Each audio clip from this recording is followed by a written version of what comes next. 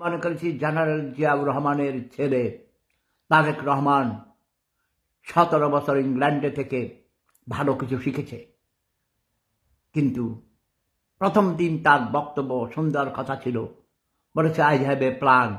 What is your plan man? What is your plan? বিরোধী দলকে তুমি নির্যাতন করার প্ল্যান? আওয়ামী লীগকে ক্ষমতায় আসতে মানে নির্বাচনে অংশগ্রহণ করতে না দেওয়ার প্ল্যান? আওয়ামী লীগদের ব্যান করার প্ল্যান? পৃথিবীর অনেক বড় বড় বিশ্ববিদ্যালয়ে পড়াই, তোমাকে আমরা বেশি দিন সহ্য করব না। তুমি উল্টাপাল্টা কথা বলছ। যেসব মুখস্থ করে আইছিলা লন্ডন থেকে, সেগুলো তোমার পুঁজি শেষ হয়ে গেছে। পুঁথিগত বিদ্যা আর পরহস্তে ধন, নহে বিদ্যা নহে ধন হলে প্রয়োজন।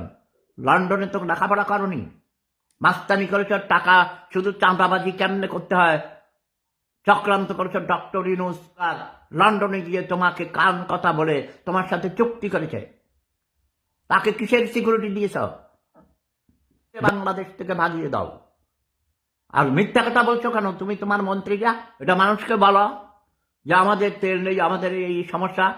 আসুন সকল বিরোধী দলকে নিয়ে বসো, সবার কাছে সাহায্য চাও, দুর্যোগ মোকাবিলা করার জন্য সবাই মিলে একসঙ্গে কাজ করতে হবে।